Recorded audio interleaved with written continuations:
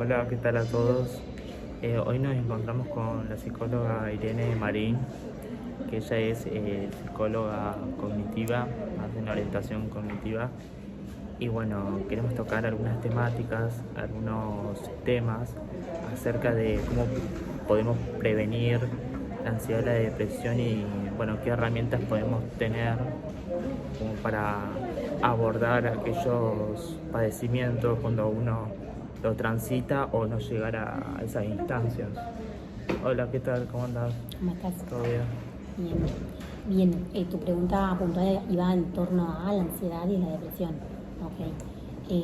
Sí, en realidad me parece que ante todo, como toda problemática de salud, primero es empezar a identificar, o sea, podemos describir brevemente un poco qué va sucediendo en la ansiedad y la depresión, aunque son como las dos caras de la misma moneda. En la ansiedad hay una excesiva preocupación porque no haya incertidumbre, ¿no? Un querer controlar que no haya incertidumbre. Y en lo que tiene que ver con la depresión hay una excesiva preocupación o inquietud por no sentir dolor y angustia. Y la realidad es que, bueno, ahí todo el tiempo estamos atravesados por la incertidumbre y por la angustia y el dolor. Y esto es como, bueno, uno lo puede hablar con alguien que padezca depresión o que padezca ansiedad, pero no alcanza, digamos, con entender para que la persona tenga su alivio, ¿no? Lo que sí, desde la salud mental y desde el trabajo que uno puede hacer como profesional, trata de ir trabajando, una vez que uno ya tiene padecimiento, de ir trabajando con esto de, bueno, quizás puedes vivir incluso a veces como montos de dolor, con montos de angustia, o quizás hay algo de cómo estoy pensando, o de cómo estoy viviendo, de cómo estoy actuando, que me está haciendo sentir más angustia, o cotidianamente angustia. Entonces, bueno, por un lado, eso en cuanto a la depresión. En cuanto a la ansiedad, es esto de, bueno, es verdad que hay cosas que nos puede dar como cierto temor, la incertidumbre, pero también es empezar a trabajar con lo que sí puedo controlar, ¿sí? Y hay muchas cosas que no puedo controlar y bueno, que van a suceder, como el clima, como cosas más serias, ¿no? Cosas más lindas también, pero el foco es empezar a poner en lo que sí puedo controlar y ver que me está activando también este estado de la alerta constante, ¿no? Quiero controlar, por ejemplo, nuestros pensamientos, nuestras acciones, tratar de cuidar nuestros hábitos, tener hábitos saludables, cosas en las que yo puedo controlar que después no tiene una implicancia en nuestras acciones, porque nos hace sentir, tenemos mejores sentimientos, mejores emociones, o más equilibradas, no esta tristeza excesiva que por más que todas las emociones estén buenas, pero ya cuando hay un colapso excesivo de tristeza o de enojo, bueno, hay algo como hay un desequilibrio. Sí poder transitar todas las emociones, porque bueno, siempre transitamos el dolor, pero bueno, de forma más equilibrada y hacer cosas como enfocarnos más en lo que sí podemos controlar, como decís vos. Exacto. Sí, y además que también esto, ¿no? Esto como decía de los pensamientos, muchas veces hay como una base, digamos, si se quiere, dentro de la terapia cognitiva, que estamos trabajando, es que yo me estoy sintiendo mal y se me olvida esa emoción que siento, esta angustia que siento, esta preocupación excesiva que siento, y lo que se va tratando de indagar en los pensamientos más recurrentes que está teniendo la persona, y que generalmente suelen ser pensamientos negativos automáticos, ¿no? No es que la persona quiere, ¿no? No es que la persona está pensando negativo porque no son automáticos, pero es empezar al menos empezar a identificarlos, porque lo que termina siendo los pensamientos automáticos negativos, yo pongo el foco en todo aquello malo que me podría llegar a pasar, o me está pasando, Todo lo catastrófico, muchas veces. Exacto. Los peores ¿no? escenarios. Exacto. Y por otro lado, es como que si yo de repente empezara como a apagar las luces de una habitación y solamente dejo prendida una, ¿no? Es como acá de alguna manera la mente de la persona que está atravesando la estado de ansiedad solamente se focaliza en algo, un pensamiento negativo, automático, que no es que es irreal del todo, pero hay otros focos y otras luces de la misma casa que no estoy prendiendo. Por ejemplo, realmente cosas buenas que me están sucediendo, logros que he tenido, aspectos que tengo, posibilidades, situaciones futuras muy buenas que me pueden llegar a pasar, ¿no? Solamente estoy enfocado en aquello que mi mente me está diciendo no lo podéis hacer, todo lo haces mal, esto nunca va a cambiar, o en algo que me pasó. El estado de la depresión es más lo que me pasó, no lo que me puede llegar a pasar o me está pasando ahora. Y que no se niega ese monto de angustia que me genera, pero sí lo que se trata de trabajar en empezar a enfocar otras habitaciones, ¿no? De la misma casa que es nuestra vida, y también ver hasta qué punto esto que me estoy diciendo están de esta manera, ¿no? Sobre todo también con la ansiedad, pero también con la depresión, porque hay una constante con la depresión en realidad lo que termina pasando con estados de angustia muy grandes es como que todo el tiempo me digo cosas además muy negativas. No solamente que lo que pasó ayer fue mejor, sino todo el tiempo estoy. Todo lo hago mal. Tiene que ver, para mí, subjetivamente, muchísimo que ver la voz interior, si hay diálogo interno. El diálogo interno. Cómo nos hablamos, sí. porque, o sea, con quien más hablamos es con nosotros mismos. Es con nuestros familiares o con quien vivamos. Es con nosotros mismos de qué radio tenemos sintonizada. Sí.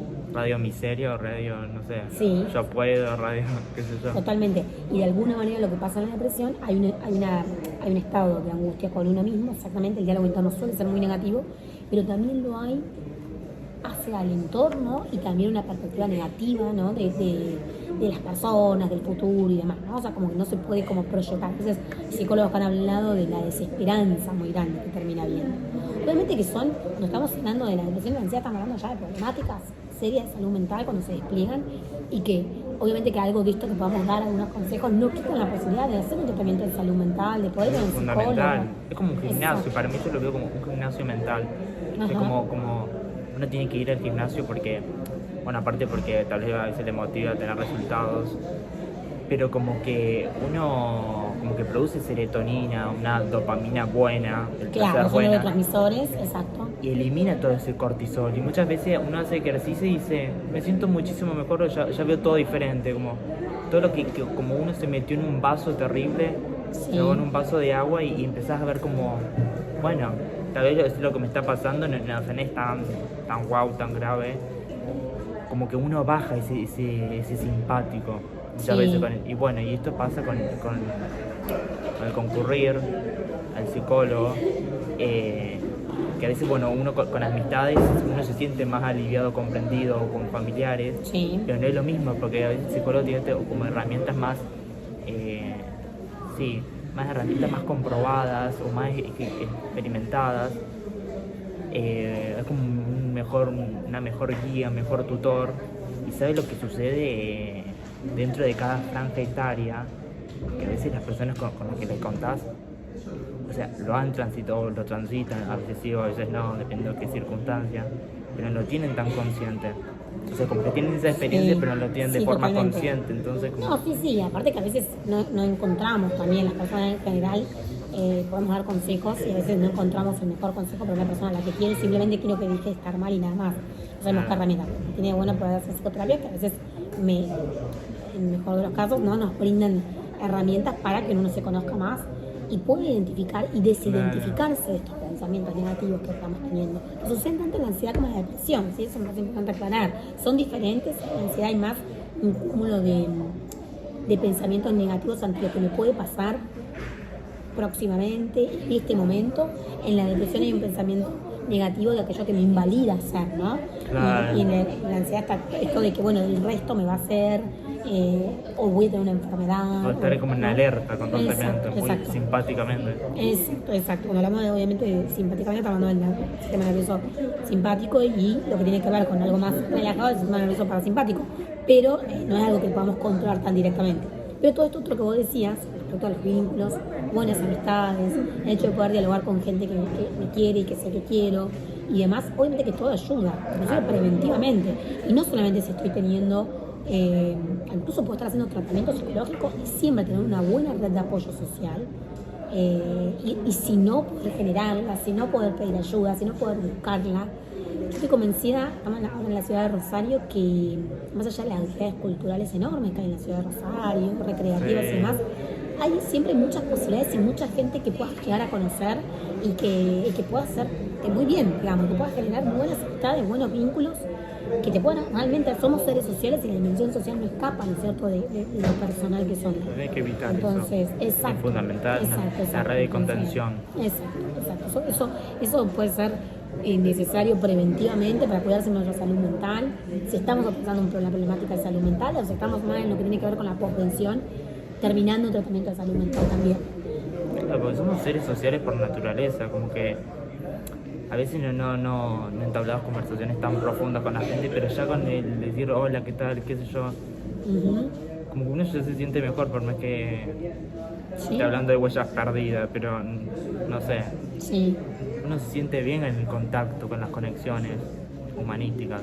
Sí, Más que a veces, bueno, no sean tan profundas o tan que los tengas como para confiar plenamente. claro. Pero esta cuestión de poder, de la sociabilización, de la interacción, es como muy sano para el cerebro, ¿no es cierto? Totalmente, totalmente. Sí, sí, sí.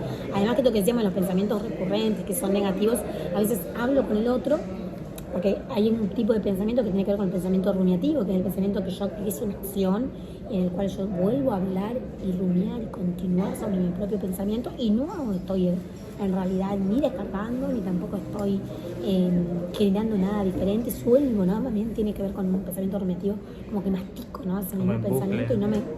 y no me, por más que incluso a veces puede ser que me quede, y a veces hablo con alguien y puede ayudarme bastante a descargar y ayudarme a veces a ver otra visión, decir, ay, que no lo había visto, ¿no? O al menos, ojo que también a veces podemos corrumiar, ¿no? Le cuento a mi amigo y a mi amiga todo el tiempo lo mismo que estuve pensando y entre los dos no nos estamos ayudando a veces, pero a veces sí, a veces hay algo de la descarga, hay algo del pensamiento que me permite el otro que me puede ayudar, ¿no? Un estado de ansiedad, no pensando con la ansiedad como una problemática, sino un estado de alerta que me encuentro, un estado de angustia que me encuentro, siempre puede ayudar, ¿no? A hablar con otros, con otras. Y en términos poner metafóricos, el codearse, reunirse con personas vitaminas, o sea, Ajá. que realmente nos hacen bien, ¿no? Sí. Saber elegir, muchas veces no.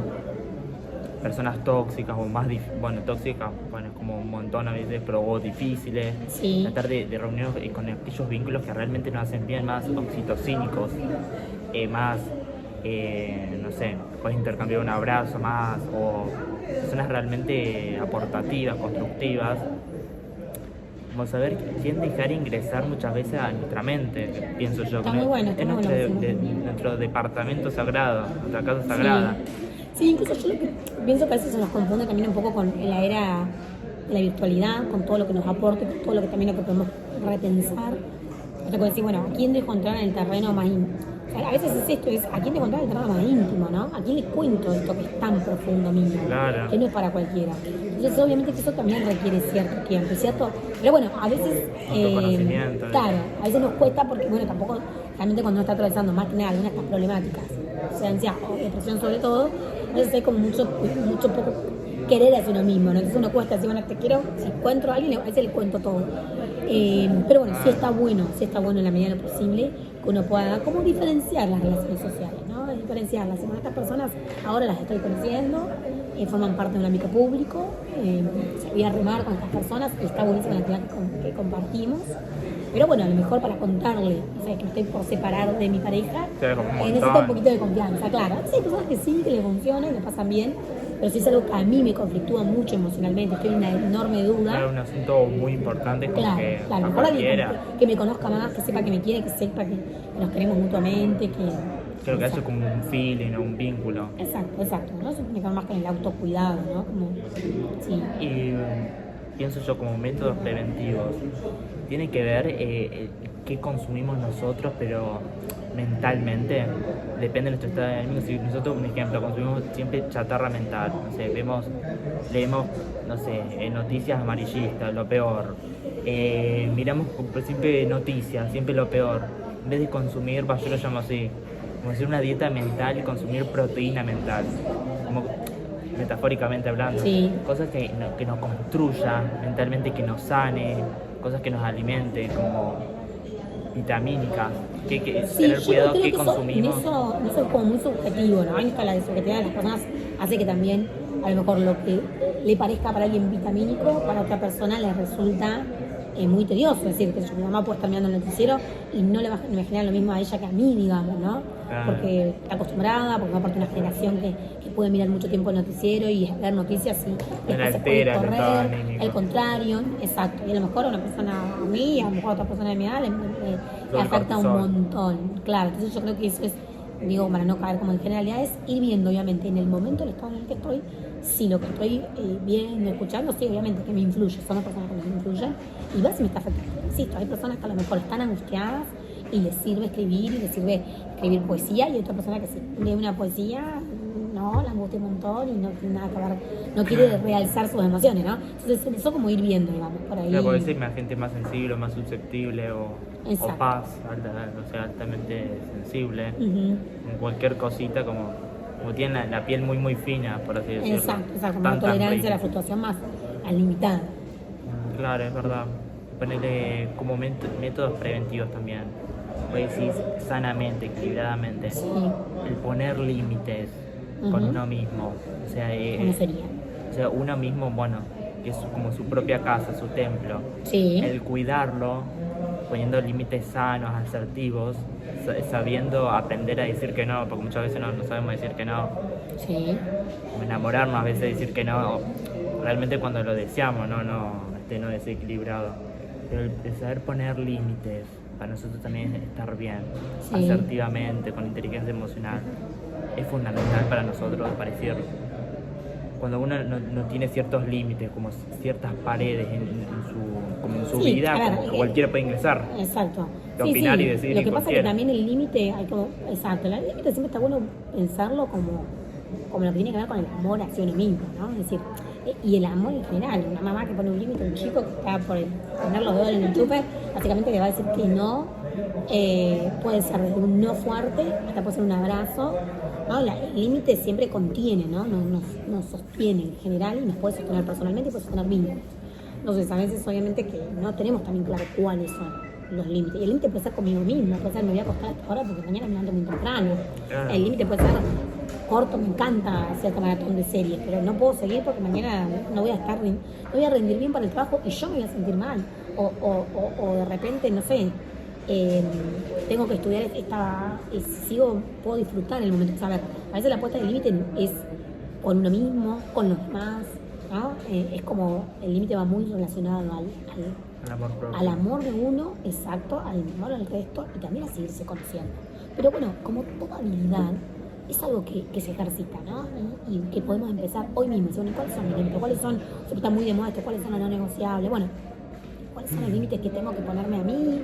De cosas que a lo mejor, o conductas que no me están haciendo bien, o conductas que dejé, que sí me hacen bien. Eso uno mismo se autovulnera como su autoestima, su amor propio, porque uno se pone cosas a cumplir, sanas, no las termina cumpliendo. Entonces cuando uno no las cumple, su propia palabra, imagínate, iba a hacer ejercicio, después no lo cumple, un ejemplo, cosas buenas, como que ahí baja tu autoconfianza, porque imagínate, no cumplo ni mi propia palabra. Muchas veces la palabra propia de uno no la cumple más la del resto.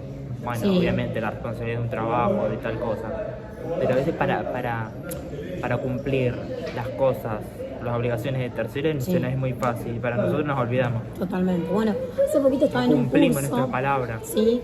Hace poquito estaba en un curso que hacíamos justamente habíamos estado trabajando un poquito todo lo que tiene que ver en torno a esta temática también de presión y ansiedad. Y el psicólogo que lo daba decía, si nosotros nos hablásemos a nosotros mismos, hablásemos a un amigo como nos hablásemos a nosotros mismos, no podríamos considerar casi ni sostener una amistad, ¿no? Es el primer ejemplo, ¿no? De que a veces somos muy severos con nosotros mismos. No sé, estamos pasando por un duelo y nos decimos un montón de cosas negativas, que ya estamos pasando por un proceso difícil, ¿no? Que implica la pérdida de alguien. Y a veces nos decimos cosas sumamente negativas a nosotros mismos y no, viste que vos no pudiste, viste que otra vez vos no quisiste, viste. Estamos a lo mejor con una dificultad que tiene que ver con a lo mejor no poder rendir una materia y de repente también nos decimos, no vas a poder, nunca pudiste, fíjate que la vez pasada, fíjate como terminó la profesora. Todo un cúmulo de pensamientos y de palabras muy negativos, ¿no? Cuando hablo de pensamientos estoy hablando de palabras, frases con las que hablamos a nosotros mismos. A veces también pensamos en torno al resto y a las relaciones. Pero sí, totalmente que es empezar, bueno, ya igual, porque a veces uno puede decir, bueno, ¿cómo empiezo a quererme? Si no me quiero ni levantar de la cama, ¿cómo? Ya igual, el querer hacerlo es un paso, ¿sí? El querer hacerlo a veces es un paso. Súper importante. Sí, es súper importante. Que no hay que minimizarlo. Tomo conciencia, exacto. O sea, no es menos importante y menos chico. Exacto. El tomar el primer paso. Sí. Porque la mente es como, pienso yo, no sé, vos me dirás, somos idóneas en el campo. Como que la mente es muy negativa. O sea, es negativa por una cuestión de supervivencia. Por eso la mente es como muy primitiva y parece que como que dominar o ejercitar, entrenar esta corteza prefrontal. el lóbulo frontal, porque es como muy límbica, muy reptiliana. Sí. Entonces piensa siempre lo peor, los peores escenarios catastróficos, por una cuestión buena, porque surge en peligro y si uno no tendría ese miedo, o no pensaría lo negativo, lo peor. Sí, lo poníamos en peligro. Sí, evolutivamente, claro. Un poquito explicamos a quienes nos escuchen y nos vean cuando hablamos de lo límbico, estamos hablando del cerebro más emocional, esta teoría de los 3 cerebros, tiene una parte más emocional, lo reptiliano tiene que ver más con lo automático y lo impulsivo, digamos, lo que nos permite, bueno, tengo sed, tomo agua, lo límbico más con lo emocional, y el cerebro prefrontal, que es, si se quiere, lo más propiamente el desarrollo humano, que tiene que ver con esta capacidad de pensar y de pensar sobre los pensamientos también. El ser humano es todo, ¿no? Este conjunto de... Ahora, como decís, las emociones no son ni buenas ni malas, muchas veces nos protegen y está bien tener miedo, pero evolutivamente constantemente trata de crear esos escenarios negativos para protegerme. Porque yo de repente me olvido que vivo en una ciudad insegura y me voy a correr a las 4 de la mañana porque me gusta correr y porque es el momento mejor, y me pondría en peligro, ¿no? Entonces, obviamente hay un punto donde nuestras emociones y también otros pensamientos nos están diciendo, parate, el sano. tema que a veces nos protege es parate sano.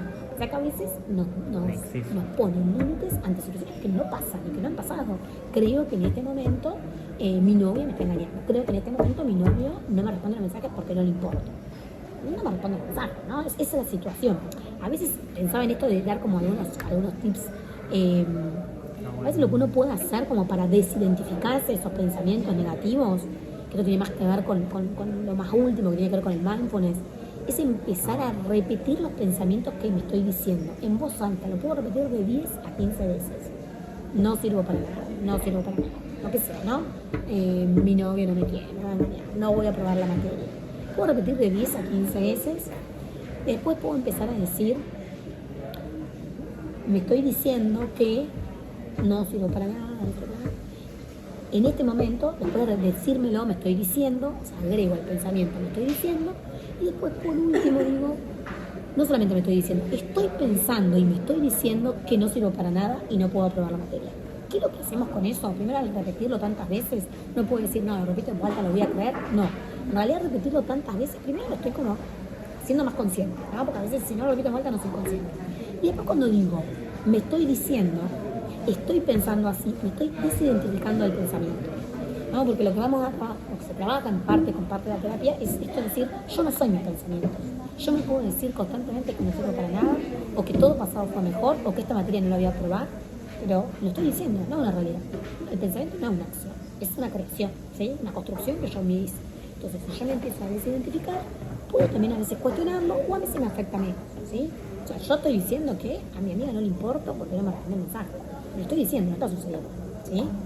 Es decir, algunas ideas, más allá de que después, obviamente, cuando uno hace terapia, empieza a cuestionar más. En la depresión a veces no se trabaja tanto con los pensamientos, sino también se trabaja mucho con la acción, ¿sí? Realmente las personas dejan de hacer un montón de actividades que le hacen bien o empiezan a estar con un montón de conductas de evitación.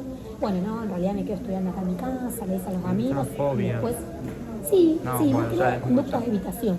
Pero lo que se trata de hacer muchas veces desde la terapia es animar a que hagan y un poco romper con la creencia de que tengo que tener ganas para hacer, ¿no? A veces no hace falta tener ganas para hacer. A veces la motivación viene después, porque me ha pasado.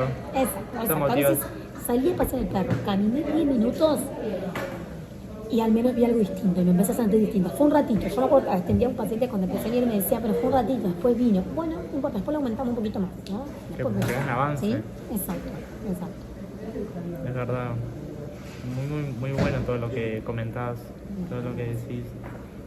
Para ir culminando, que muchas veces para mí esta voz interior puede ser de voces externas que nosotros como la volvemos interior, esas voces externas negativas de nuestro entorno, porque pienso que nuestra vida, o sea, desde que nacimos, como es la grabadora de nuestra vida, empieza a grabar desde que nacimos, graba todo, o sea, cómo nos hablaban, cómo se hablaban en mi entorno y qué cosas decían de mí.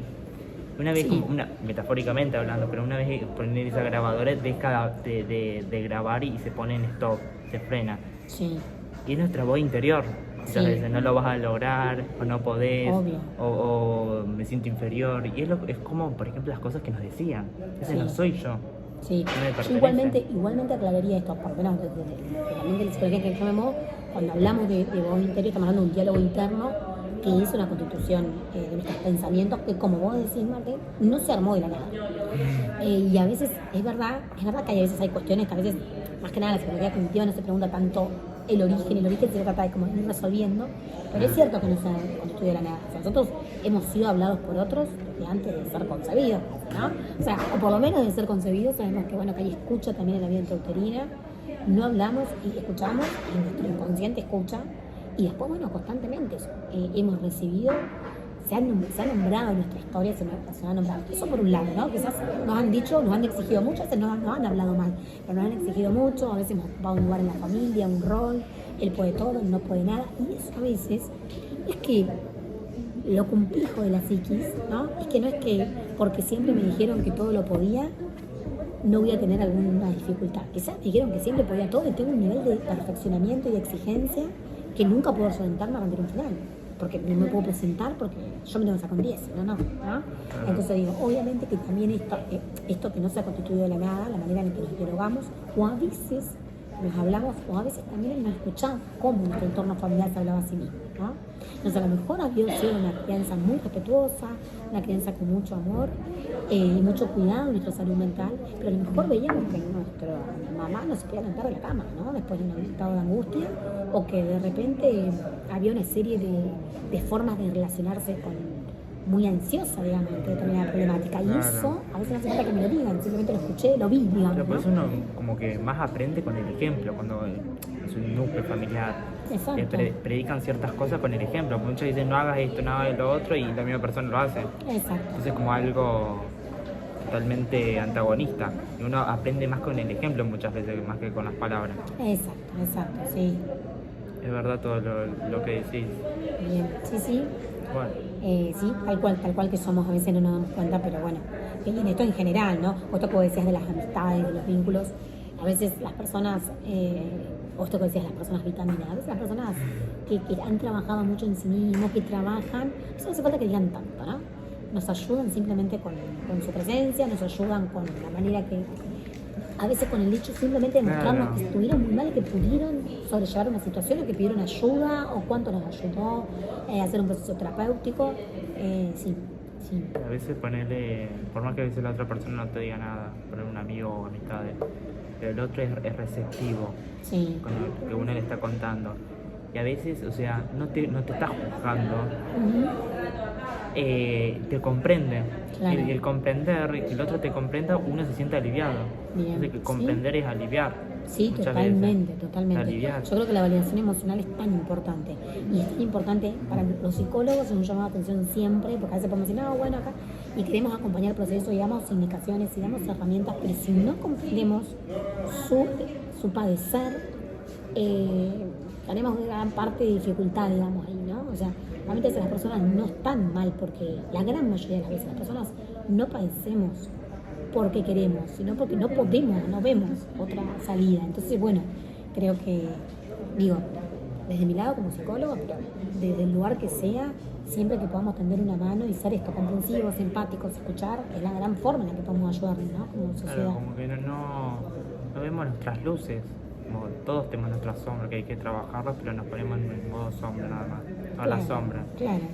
También tenemos cosas innatas, cosas expresas que a veces no podemos explicar por qué hago tan bien esto o tales cosas. Obvio. Sí, Entonces enfocarnos en eso y no a veces tanto en lo que todavía me cuesta o no me sale tan temperamentalmente. Bueno, primero me enfoco en lo bueno que tengo, en lo que sí, claro, en mis cosas, para después de a poquito ir ejercitando y entrenando.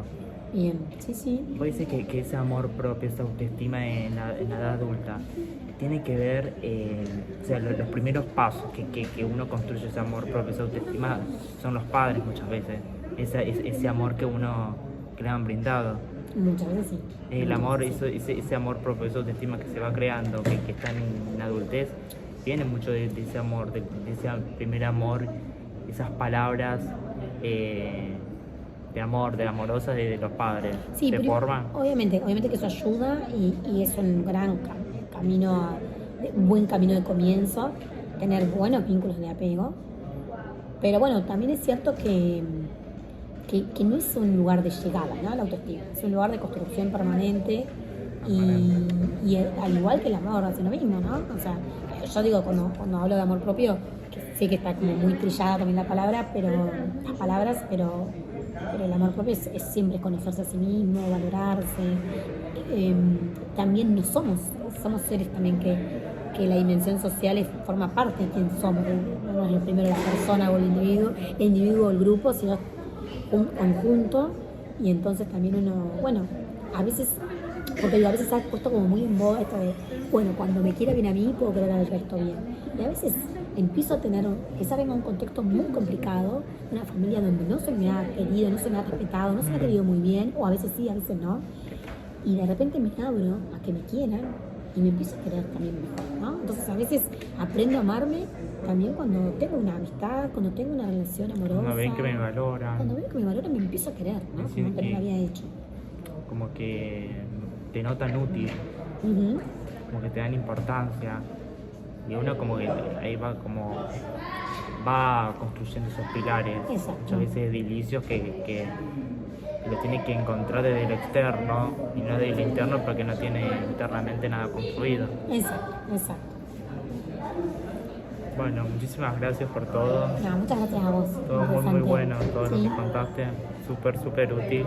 Bueno. Y bueno, gracias por aceptarme la propuesta. No, por favor, gracias a vos, Martín. Muy interesante también poder hablar de estos temas. Digo, también te dé curiosidad y quieras divulgar, ¿no? Porque así es la forma en que construimos también salud mental y que promovemos y generamos, ¿no? Hablando de esto. Gracias.